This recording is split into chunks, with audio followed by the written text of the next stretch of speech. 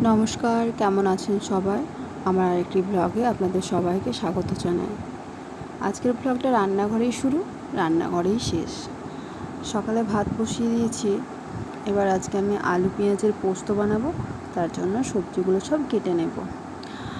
আর আজ তো বুধবার, তো আজকে নিরামিষের কোনো ব্যাপার নেই, আজ একটু মাছও রান্না করব। আর ওর বাবা তো মাছ খায় না, আমরা মাছ হলেই খাবো আজ। আর এমনিতেও ওর বাবা আজকে বাড়িতে খাবে না, বাইরে মানে নেমন্তন্ন আছে, তো সেই কারণে আজ আমাদের শুধু মাছ ছেলের মতো রান্না করব।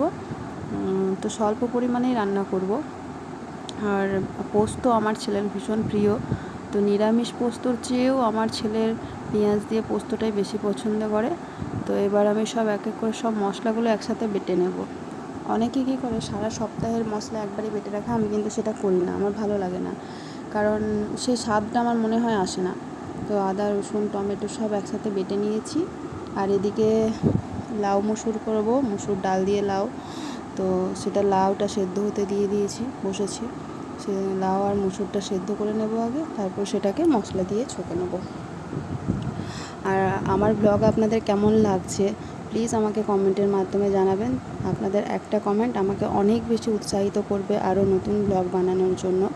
আর যদি কোথাও কিছু ভুল ত্রুটি হচ্ছে সেগুলো আমাকে কমেন্টসের মাধ্যমে জানিয়ে দেবেন, তাহলে আমি আরও ভালোভাবে সেটা করার চেষ্টা করব। আর আপনারা পাশে থাকলে তবেই তো আমি এগিয়ে যেতে পারবো। তো এদিকে ডালটা সেদ্ধ হচ্ছে, লাউটা সেদ্ধ হয়ে এসেছে, এবার মুসুর ডালটা ওর মধ্যে দিয়ে দিতাম। এবার দুটো একসাথে সেদ্ধ হবে, তারপর আমি বাকিগুলো করে নেব। এবার একদিকে ডালটা হতে থাক, আমি ততক্ষণে বাড়ির অন্য সব দু একটা কাজগুলো করে নিই।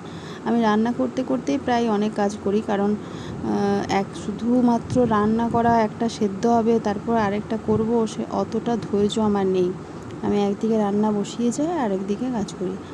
আর যতটা পারি আমি ইন্ডাকশানে রান্নাটা কভার করার, কারণ আমি তো কোয়ার্টারে থাকি, তো ইসিএল কোয়ার্টারে আমার ইলেকট্রিকের বিল যেহেতু দিতে হয় না, তো গ্যাসটা আমি অতটাও ওই জন্য খরচ করি না। আমি যতটা সম্ভব আমি ইন্ডাকশানই ব্যবহার করি। এবার লাউ মুসুরটা ছুঁকে নেবো, পেঁয়াজটা ভেজে নিলাম, একটুখানি আদা রসুন বাটা দিলাম, আদা রসুন বাটা দিয়ে একটু মশলাটা বেশ মানে রসুনের গন্ধটা যার চাপে, তারপরে আমি ওটা দিয়ে দেবো। মানে মসুর ডালের সাথে আমার রসুনের আর পেঁয়াজের গন্ধ ভীষণ ভালো লাগে, খুব ভালো যায় আমার মনে হয়। এবারে সবাই তো সেটা পছন্দ করে না, কিন্তু আমার খুব ভালো লাগে।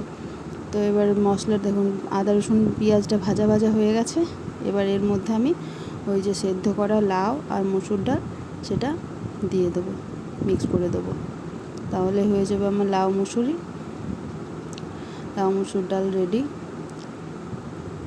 দিয়ে দিলাম, হয়ে গেল। আমার এই ঘরটাতে রান্না করতে ভীষণ ভালো লাগে একটাই কারণে, যে আমার জানালাটার পাশে চারিদিকে ভীষণ মানে গাছপালা, অনেক গাছপালা, একদিকে মানে দেখতে থাকি আর রান্না করতে থাকি।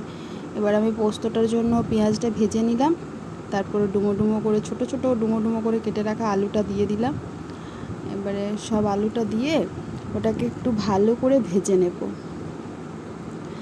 ভালো করে ভাজার পর মানে নুন হলুদ দিয়ে ভালো করে ভেজে নেব।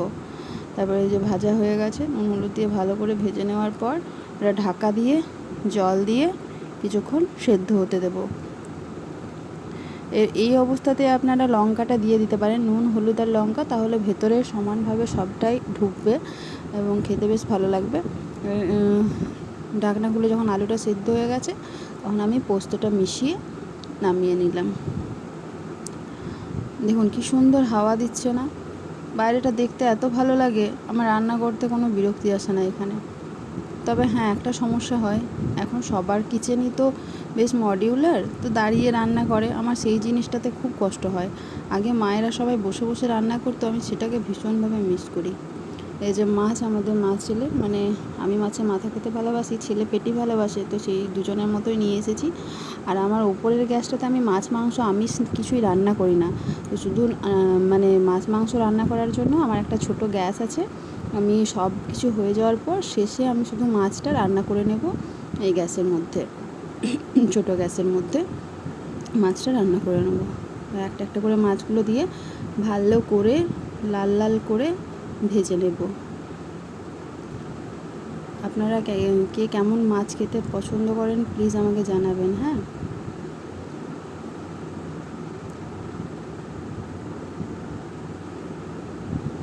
মাছগুলো সব দিয়ে দিলাম।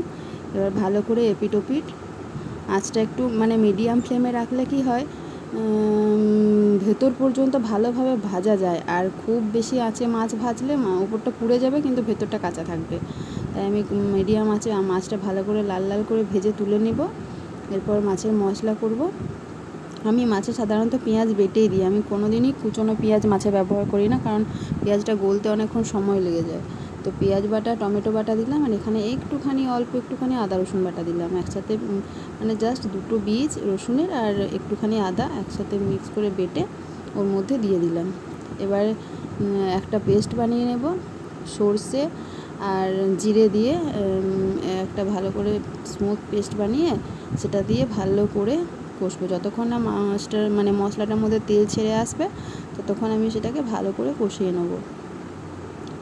এবার যেই মাত্র ওটার মধ্যে তেল ছেড়ে আসবে তখন ওটা জল দিয়ে আমি ফুটতে দেবো। এই সময় নুন, হলুদ আর লঙ্কাটা আমি দিয়ে দিলাম। লাল লঙ্কার গুঁড়ো আপনারা চাইলে ব্যবহার করতে পারেন, কেউ কাঁচা লঙ্কা পছন্দ করলে দিতে পারেন। আমি সাধারণত কাঁচা লঙ্কাই ব্যবহার করি, কিন্তু আজকে আমি বাটতে ভুলে গিয়েছিলাম তাই একটু গুঁড়ো লঙ্কা দিয়ে দিলাম। এবার ভালো করে একটু জল যাতে পুড়ে না যায়, হ্যাঁ, তো সেইভাবে মশলাটাকে ভালো করে কষিয়ে ওর মধ্যে জল দিয়ে ফুটতে দিলাম। যেই ঝোলটা যেই ফুটে আসবে সেই অবস্থায় মাছগুলো সব মিশিয়ে দিলাম।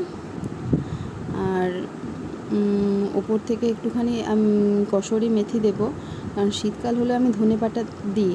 আর ধনেপাতাটা আমি বিশেষ করে মানে মাছ সরষেতে আমি ধনেপাতাটা বেশি প্রেফার করি, কিন্তু আমি মাছের ঝোলে কসুরি মেথিটা বেশি আমার ভালো লাগে।